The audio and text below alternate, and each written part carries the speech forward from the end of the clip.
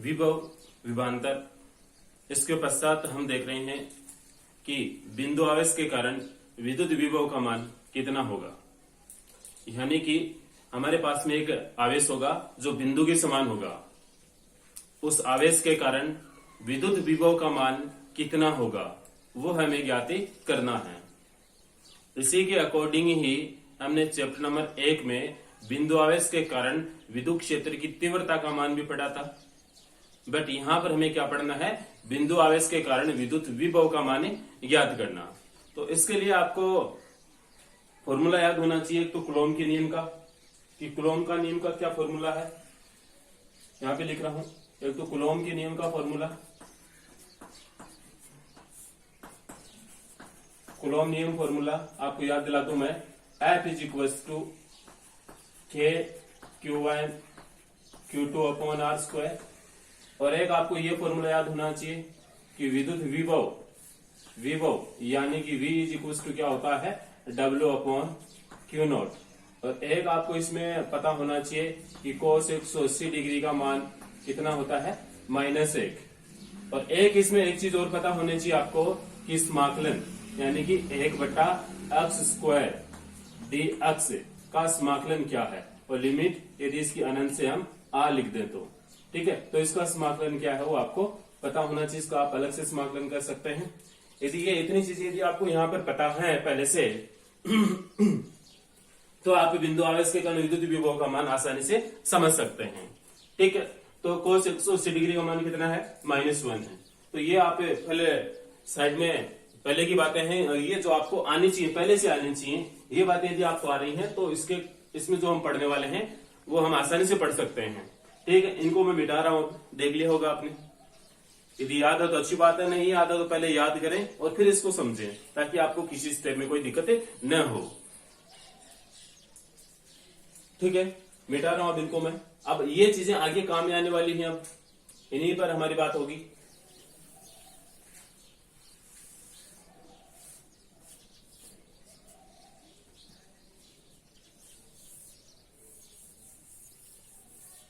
चलो, बिंदु आवेश, माना कि ये लिख सकते हैं आप लाइन डायग्राम से पहले। माना कि एक बिंदु आवेश बिंदु O पे रखा हुआ है और जिसका परिमाण Q है। एक बिंदु आवेश बिंदु O पे रखा हुआ है जिसका परिमाण Q है। इस बिंदु Q से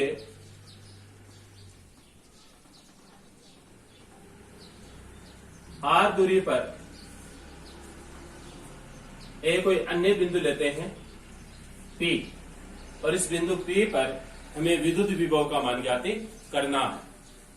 अब बिंदु P पर विद्युत विभव का मान कितना होगा, इसका पता लगाने के लिए हमें एक परीक्षण आवेश की आवश्यकता पड़ेगी। तो हम परीक्षण आवेश लेकर आएंगे, और परीक्षण आवेश को कहां से लेकर आएंगे, अनंत से लेकर आएंगे। परीक्षण आवेश को अनंत से बिंदु P तक लेकर आएंगे, और लाने में जितना कार्य किया जाएगा वह किया गया कार्य ही इस बिंदु पर विद्युत विभव के तुल्य होगा।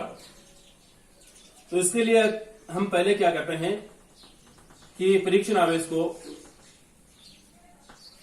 किसी बिंदु A पर रख देते हैं। परीक्षण आवेश यानी कि एकांक धनावेश Q नॉट, इसको हम बिंदु A पे रख देते हैं। और ये जो बिंदु A है, इस बिंदु O से हम मान लेते हैं कि अक्ष दूरी पर है। कितनी डिस्टेंस पे है, अक्ष डिस्टेंस पे है। अब ये परीक्षण आवेश है, टेस्ट चार्ज है, तो पॉजिटिव चार्ज है। ये Q है, ये भी पॉजिटिव चार्ज है। पॉजिटिव और पॉजिटिव चार्ज इन दोनों में क्या होगा, प्रतिकर्षण होगा। यानी कि कहने का मतलब यह है, इस Q नॉट चार्ज पर एक प्रतिकर्षण का बल कार्य करेगा जो कि इसको इधर धकेलेगा। कहने का मतलब यह है कि इस पर एक विद्युत बल कार्य करेगा, और उसकी प्रकृति क्या होगी, प्रतिकर्षण की होगी। तो उसकी डायरेक्शन क्या होगी, इधर प्रतिकर्षित। और यह बल कितना है वो हम मान लेते हैं Fe। अब हम क्या करते हैं, परीक्षण आवेश Q नॉट को, जो आप मैं बोल रहा हूं उस टर्मिनोलॉजी पर जाएं, आप उसको ढंग से सुने। अब हम इस परीक्षण आवेश को Q नॉट को बिंदु A से A' तक विस्थापित करते हैं, यानी कि इसको अल्प विस्थापित करते हैं। और ये अल्प विस्थापन कितना देते हैं, इसको हम dx देते हैं, dx। तो इस परीक्षण आवेश को बिंदु ए से ए डैश तक विस्थापित कर रहे हैं। तो विस्थापित करने में हमारे द्वारा कुछ कार्य किया जाएगा और ये कार्य कितना होगा वो आपको पता होना चाहिए। तो कार्य बराबर क्या होता है, बल गुणा विस्थापन। तो अब हम स्टार्ट करने वाले हैं परीक्षण आवेश को, यानी क्यू नॉट आवेश को dx अल्प विस्थापित करने में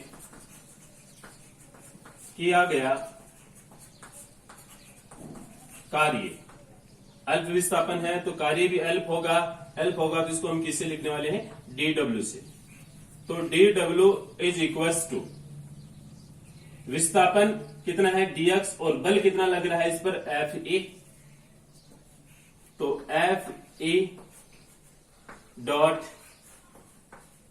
dx, यानी कि बल और विस्थापन दोनों का डॉट प्रोडक्ट है। या फिर इसको हम ऐसे भी लिख सकते हैं कि dw is equals to Fe dot dx और डॉट प्रोडक्ट है वेक्टर में हटाएं तो क्या यूज करते हैं, cos थीटा। डॉट गुणा है तो डॉट गुणा के लिए क्या आता है, cos थीटा, और क्रॉस गुणा के लिए क्या आता है, sin थीटा। तो इसलिए हमने cos थीटा यूज कर लिया। अब हमें क्या रखना है कि जो ये थीटा है वो क्या है, इस थीटा का मान रखना है हमें। तो थीटा क्या है, Fe और dx के मध्य बना कोण है। तो Fe और dx आप इस डायग्राम में देखें, बल किधर लग रहा है, इधर, और विस्थापन किधर हो रहा है, इधर। यानी विस्थापन तो आपका हो रहा है इधर और बल लग रहा है इधर। तो दोनों के मध्य जो बना ये कोण है, ये एंगल है, ठीक है। तो ये पूरा एंगल कितना है, 180। तो थीटा इज इक्वल टू 180। तो यहां पर हम थीटा की वैल्यू रखने वाले हैं, परंतु थीटा इज इक्वल टू 180। और साइड में आप ऐसे भी लिख सकते हैं, और cos 180 इज इक्वल टू -1। तो ये वैल्यू हम यहां पर लिख दें तो क्या हो गया, dw is equal to -Fe और dx। इसको आप इक्वेशन डाल दीजिए 1, ठीक है। अब कुलोम के नियम से Fe का मान ज्ञात करेंगे। अभी मैंने पहले बताया कि कुलोम का नियम याद होना चाहिए। तो कुलोम के नियम से इस बल F का मान ज्ञात करेंगे। तो बल Fe का मान क्या है, दो आवेश आपके पास में Q1 और Q2। Q1 का मान कितना है Q, और Q2 का मान कितना है Q नॉट। तो Q1 और Q2 का मान परिवर्तित मान रखते हुए कुलोम के नियम से हम क्या लिखने वाले हैं, कुलोम के नियम से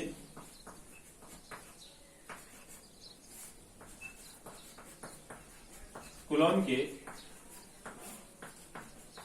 नियम से क्या लिख सकते हैं, Fe is equal to K Q naught upon, और इन दोनों आवेशों के मध्य जो डिस्टेंस है वो कितनी है, x। तो x का स्क्वायर। इसको आप इक्वेशन डाल दीजिए 2। इसको आप इक्वेशन डालें 2। अब आपको क्या करना है कि इक्वेशन 1 में Fe की वैल्यू पुट करनी है। इक्वेशन 1 में आपको क्या करनी है, Fe की वैल्यू पुट करनी है। तो देखें आप समीकरण 1 व 2 से, समीकरण 1 व 2 से। तो समीकरण 1 को देखें, Fe की जगह वैल्यू पुट करनी है। तो dw is equal to -K Q naught upon x square, और ये आपका dx, ये dx, ठीक है। तो इस प्रकार से हमने इसको यहां से यहां तक A से A डैश तक विस्थापित करने के लिए जो अल्प कार्य हो रहा है इसकी वैल्यू हमने फाइंड आउट कर ली है। अब हम क्या करेंगे कि इस Q नॉट को अनंत से लेकर बिंदु P तक लाने में किया गया कुल कार्य ज्ञात करेंगे। और फिजिक्स में यदि हम कुल की बात करते हैं तो या तो हमें समेशन करना पड़ता है या हमें इंटीग्रेशन करना पड़ता है, ठीक है। तो हम यहाँ पर इंटीग्रेशन करने वाले हैं। लिमिट क्या रहेगी, कहां से कहां तक लेकर आ रहे हैं, पहले इस आवेश से इस परीक्षण आवेश को कहां पे रखते हैं, अनंत पे रखते हैं, और फिर परीक्षण आवेश को कहां तक लेकर आते हैं, बिंदु P तक लेकर आते हैं। तो बिंदु P इससे कितनी दूरी पर है, R दूरी पर। लिमिट का चक्कर रहेगा आपके, दोबारा सुन लीजिए। पहले यदि हम इस परीक्षण आवेश को अनंत पर रखते हैं तो यह है Q से कितनी दूरी पर है, अनंत दूरी पर है। फिर इसको कहां तक लेकर आते हैं, बिंदु P तक लेकर आते हैं, तो कितनी दूरी पर हुआ ये, R दूरी पर। तो लिमिट क्या होगी, अनंत से स्मॉल r। ठीक है, तो लिखें आप नीचे, परीक्षण आवेश को या Q नॉट को अनंत से बिंदु P तक लाने में किया गया कुल कार्य, लाने में किया गया कुल कार्य। तो इक्वेशन 3 का हम क्या कर देंगे, इंटीग्रेशन कर देंगे। ठीक है, तो W is equals to integration, limit आप समझ गए होंगे, इन्फिनिटी टू R, यानी कि बिंदु P तक लेकर आ रहे हैं तो P है, इससे कितनी दूरी पर है, R दूरी पर है। इंटीग्रेशन किसका करना है, इसका करना है, तो minus K Q naught upon x square और ये dx। इंटीग्रेशन किसके रेस्पेक्ट में करना है, अक्ष के रेस्पेक्ट में। ठीक है, तो अक्ष के रेस्पेक्ट में इंटीग्रेशन करना है, तो इस पूरी वैल्यू में अक्ष की वैल्यू कौन सी है, ओनली ये है, तो इनको हम क्या करेंगे, इस साइन से बाहर निकालेंगे। तो W is equal to minus K Q naught, और ये रह गया अंदर infinity to R 1 upon x square, और ये dx को मैं इधर ही लिख रहा हूं, ये dx। अब इसका आपको इंटीग्रेशन करना है। शुरू में मैंने पहले ही बताया था कि आपको इसका इंटीग्रेशन आना चाहिए। इंटीग्रेशन आप 11th क्लास में अच्छी मात्रा में पढ़ रहे हैं। तो W is equal to minus K Q naught, integration infinity to R, इस एक्स स्क्वायर को यदि हम ऊपर लेकर जाएं तो क्या हो गया, एक्स की घात -2 और ये dx। अब इसका आपको समाकलन का सूत्र आना चाहिए कि x की घात n इंटीग्रेशन dx का सूत्र क्या होता है, फॉर्मूला क्या होता है, x की घात n+1 बट्टे n+1। ठीक है, तो यहां पर n की जगह कितना है, -2। तो इस फॉर्मूले के अकॉर्डिंग हम यहां पर ये वाली वैल्यू पुट करें तो W is equal to minus K Q naught, इसका इंटीग्रेशन हो गया x की घात -2 + 1 बट्टा -2 + 1, और लिमिट इन्फिनिटी टू R। ठीक है, -2 + 1 करने पर -1 और -1 रिमेनिंग रहा, तो ये हो गई आपके पास में W is equal to minus K Q naught, और यहां पर ये वाला -1 है तो ये हो गया माइनस x की घात -1 और लिमिट इन्फिनिटी टू R। अब इसमें लिमिट पुट कर दीजिए, तो लिमिट पुट करने पर क्या हो गया, वो देखें आप, W is equal to minus K Q naught. Limit put करने पर यदि इसको पहले मैं नीचे लेकर आऊं तो ये -1 अपॉन एक्स, ऐसे कर सकते हैं, एक बार इसको ऐसे लिख रहा हूं, एक स्टेप और बढ़ा रहा हूं मैं, ये माइनस और ये माइनस प्लस, तो W इज इक्वल टू ये तो प्लस हो गया K Q नॉट, और लिमिट रखने पर 1 अपॉन R -1 अपॉन इन्फिनिटी। ठीक है, इसका मतलब 0, और ये कुल मिलाकर बात यहां तक आ गई। W is equal two plus K Q naught upon R, इसको आप इक्वेशन डाल दीजिए नेक्स्ट 4। प्लस साइन इंडिकेट करने की जरूरत नहीं, बट कर लीजिए, आपको ध्यान दें कि माइनस का चिन्ह आ गया। अब हम जानते हैं विद्युत विभव का फॉर्मूला भी मैंने लिखा था सबसे पहले शुरू में कि विद्युत विभव का फॉर्मूला आपको याद होना चाहिए। इससे पहले तक क्या आया था, V is equal to W upon Q naught, तो ये लिख दे। परंतु विद्युत विभव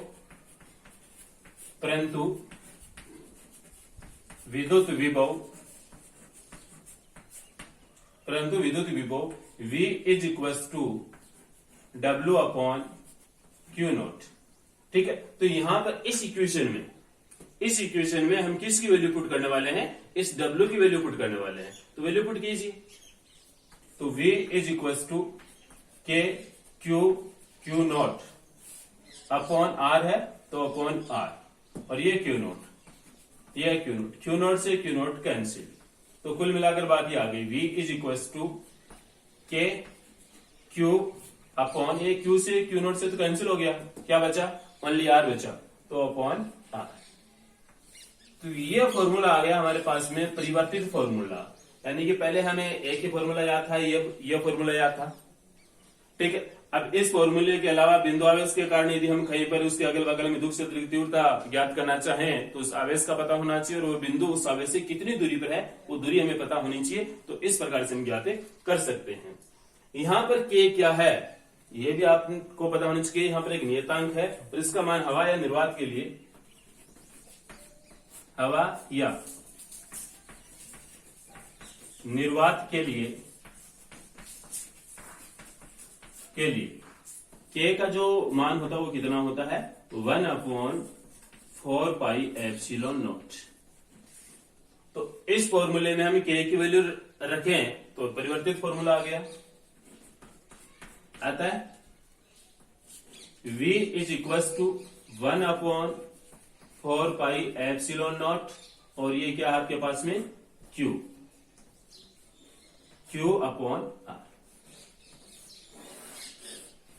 तो बात तो एक ही है, चाहे ये फॉर्मूला लिखें चाहे ये फॉर्मूला लिखें, एक ही बात, क्योंकि यहाँ पर ये क्या के की वैल्यू है जो कि हम पहले से ही याद कर चुके हैं इसको। अब एप्सिलॉन नॉट क्या है, यहाँ पर निर्वात की विद्युतशीलता है, इसका मान कितना होता है, आप ही बताएं कितना होता है, सोच के देखेंगे आपको याद है क्या, 8.85 इंटू 10⁻⁻12 कूलम स्क्वायर बट्टा न्यूटन इंटू मीटर स्क्वायर,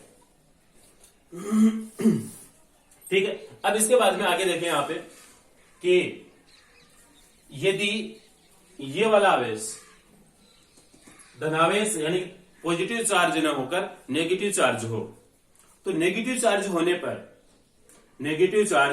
होने पर ये जो v का फॉर्मूला है वो क्या आएगा। तो सीधी बात यही है कि यदि एक बार आप इसी फॉर्मूले को इसी में समझें, इधर करें, यहां पर ये नेगेटिव चार्ज है और ये फ्रिक्शन आवेश है क्यू नॉट, जो ये एफ ई है इसकी डायरेक्शन ये वाली न होकर इधर होगी, क्यों, क्योंकि ये नेगेटिव चार्ज ये पॉजिटिव चार्ज दोनों में अट्रैक्शन होगा, दोनों में आकर्षण होगा, तो विद्युत बल किधर लगेगा, विद्युत बल एफ ई इधर लगेगा, और विस्थापन भी हम किधर कर रहे हैं, इधर कर रहे हैं।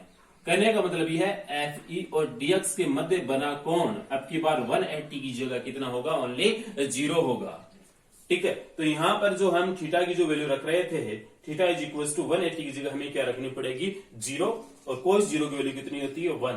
तो यहां पर जो ये नेगेटिव साइन है, ये जो नेगेटिव साइन है ये आएगा नहीं, ये नेगेटिव साइन नहीं आएगा, यहां तक नहीं आएगा, तो नेगेटिव साइन ये नहीं है यहाँ पर, तो ये वाला नेगेटिव साइन बाहर आएगा, ये माइनस माइनस प्लस हो रहे थे पहले, अब की बार प्लस नहीं होना इधर, तो यहाँ पर क्या रहेगा, नेगेटिव साइन, तो इधर अब क्या आता रहेगा, नेगेटिव साइन आता रहेगा। यानी का मतलब एक ही है कि यदि नेगेटिव चार्ज है तो नेगेटिव चार्ज के कारण जो विद्युत विभव होगा वो क्या होगा, नेगेटिव ही होगा। तो मैं यहां पर लिख रहा हूं, यदि आवेश नेगेटिव हो तो, यदि आवेश नेगेटिव हो तो विद्युत विभव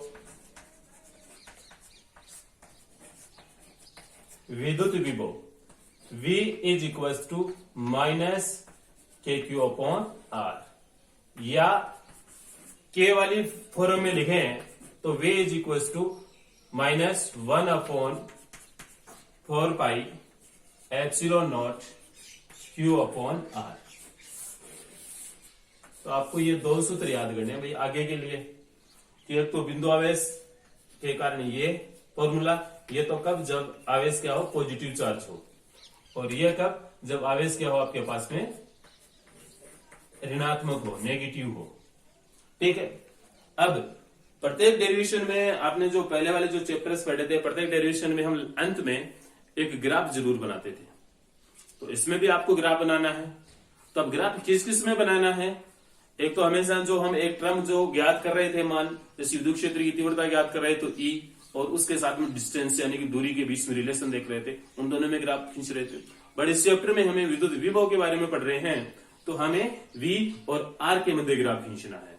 ठीक है, तो V और R के मध्य ग्राफ खींचना है तो पहले V और R में रिलेशन देखें। V ये रहा, R ये, तो दोनों क्या है, एक दूसरे के व्युत्क्रमानुपाती हैं। तो हमें तो व्युत्क्रमानुपाती है तो ऐसे लिख सकते हैं V समानुपाती 1/R। देखिए यहाँ V व R में ग्राफ, R में ग्राफ,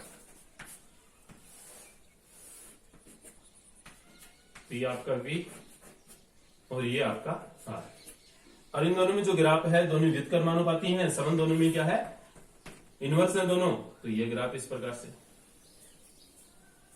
कुछ बच्चे ये राइट ग्राफ है, कुछ बच्चे इसी ग्राफ को ऐसे बना देते हैं, वो देखिए ऐसे नहीं बनाइए आप, यानी कि ऐसे बना देते हैं, ऐसे बना देते हैं। कहने का मतलब है ये पॉइंट यहां पर आ गया, इन दोनों के बीच में इतनी डिस्टेंस है, तो इसके बाद ऊपर जाएं तो ये डिस्टेंस बढ़नी नहीं चाहिए, ये डिस्टेंस कम होती हुई दिखाई देनी चाहिए। तो ऐसा ग्राफ ये भी गलत है, ये भी गलत है, या अन्य प्रकार ग्राफ बनाते हो वो भी गलत ही होंगे। कहने का मतलब है जैसे जैसे ऊपर की ओर बढ़ रहे हैं तो इस लाइन के बीच की जो दूरी है वो धीरे धीरे कम होती रहनी चाहिए, और यहां पर भी ऐसा ही है, ये दूरी लगातार इसके कम होती रहनी चाहिए। ठीक है, ये है अपना बिंदु आवेश के कारण विद्युत विभव का मान। अब यदि हमारे पास में एक बिंदु आवेश नहीं है, बहुत सारे बिंदु आवेश हैं, तो हम सीधा इसको ऐसे बोल सकते हैं कि बिंदु आवेशों से बने निकाय के कारण विद्युत विभव का मान ज्ञात करना। क्या बोला मैंने, बिंदु आवेशों से बने आवेशों के निकाय के कारण विद्युत विभव का मान ज्ञात करना। अभी हमारे पास में एक आवेश था, एक बिंदु आवेश था, और अब एक ही जगह हमारे पास में क्या है, बहुत सारे आवेश हैं, और बहुत सारे आवेशों से जो मिलकर एक निकाय बना, उस निकाय के कारण विद्युत विभव का मान कितना होगा वो हमें ज्ञात करना है। ठीक है, तो इसके लिए आप देखें पहले, चौक थोड़ी बड़ी ले लेते हैं।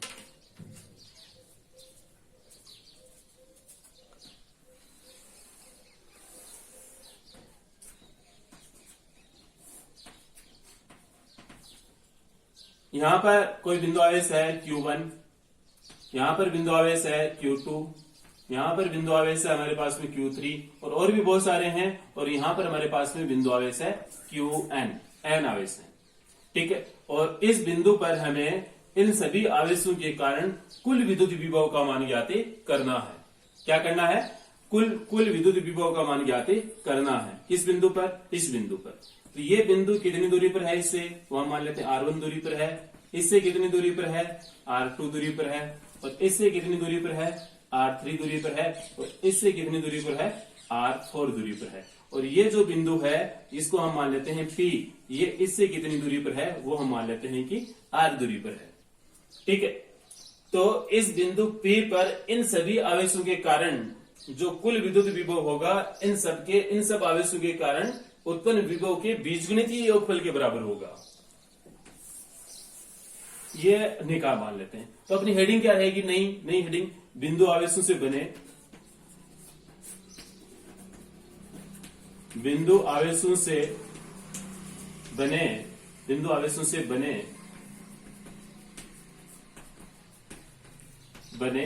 निकाय के कारण विद्युत विभव, बिंदु आवेशों से बने निकाय के कारण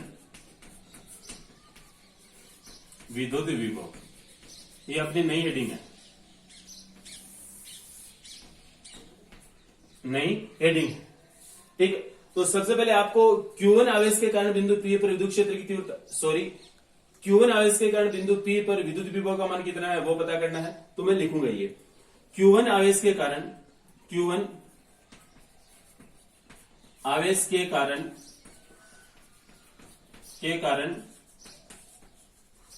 बिंदु P पर विभव वो कितना है हम मान लेते हैं V1, और V1 इज इक्वल टू हम क्या लिख सकते हैं, के Q1 अपॉन डिस्टेंस कितनी है दोनों के मध्य, R1। ये मान कैसे आया भाई, आप इस फॉर्मूले को देखें, V इज इक्वल टू क्या है, KQ अपॉन R। ठीक है, इसका जो डायग्राम बनाया था हमारे पास में ऐसे था कि यहाँ पर ये Q आवेश है और इससे R दूरी पर ये बिंदु P है, तो यहाँ पर विभव कितना है, ये V है, तो V का फॉर्मूला ये है। अब यहाँ पर यदि मैं ऐसे कर दूं, ये आवेश Q1 है और ये दूरी R1 है, तो ये वाला फॉर्मूला क्या हो गया, Q1 R1 हो जाएगा। और यहाँ पर विभव 1 से ज्यादा ज्ञात करने हैं, तो इनको हम पहचान रखने के लिए हम क्या कर देते हैं, इनको V1 V2 V3 इस प्रकार से माने दे देते हैं। ठीक है, तो अब देखें आप Q1 के कारण ये, Q2 के कारण ये, तो इसी प्रकार Q2 के कारण, इसी प्रकार Q2 के कारण, Q2 के कारण, तो V2 is equal to K Q2 upon R2। और इसी प्रकार अन्य आवेशों के कारण भी, इसी प्रकार अन्य आवेशों के कारण भी,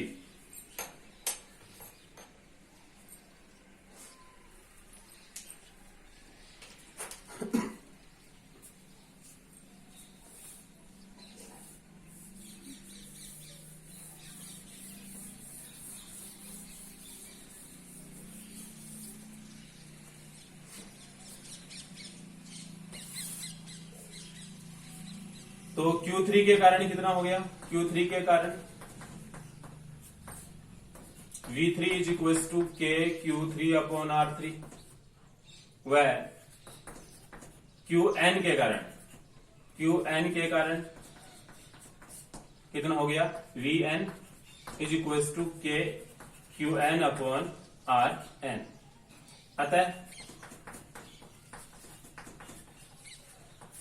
अतः बिंदु P पर कुल विभव, अतः बिंदु P पर कुल विभव V is equal to V1 plus V2 plus V3 plus this plus Vn। इन सबको हम क्या कर देंगे, ऐड कर देंगे, सबकी वैल्यू पुट कर दीजिए। अब इसके बाद में तो आप स्वयं कर सकते हैं आगे का काम, मैथमेटिक्स वैसे ही आपकी स्ट्रॉन्ग है। तो V is equal to K Q1 upon R1 plus K Q2 upon R2 plus dash plus K Qn upon Rn। Common क्या आ गया, V is equal to K common आ गया, तो V is equal to K Q1 upon R1 plus Q2 upon R2 plus dash Q3 वाले भी लिख सकते हैं आप, और Qn अपॉन Rn। ठीक है, और इस टर्म को आप समेशन के पदों में भी लिख सकते हैं। ठीक है, तो समेशन के पदों में लिखने पर क्या हो गया, ये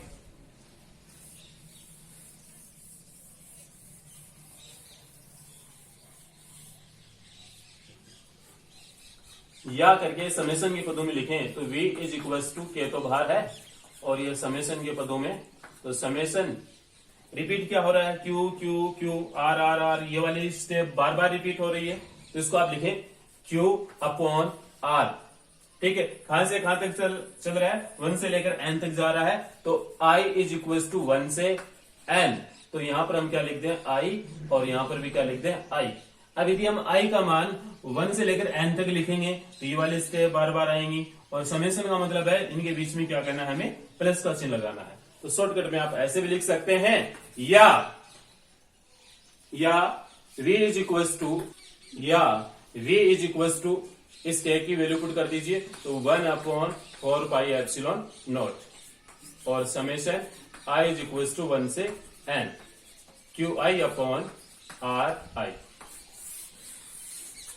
ठीक है, तो इस प्रकार से बिंदु आवेशों के कारण बने निकाय के कण विद्युत विभव का मान कितना होगा, ये इतना होगा। ठीक है, तो इस प्रकार से ये दोनों आपको नोट करने हैं, नोट्स बनाने हैं।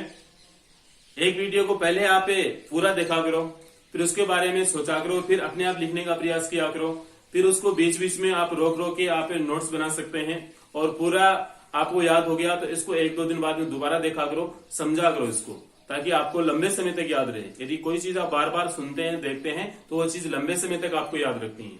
ठीक है, कोई भी चीज रटनी नहीं है आपको। ठीक है, थैंक यू।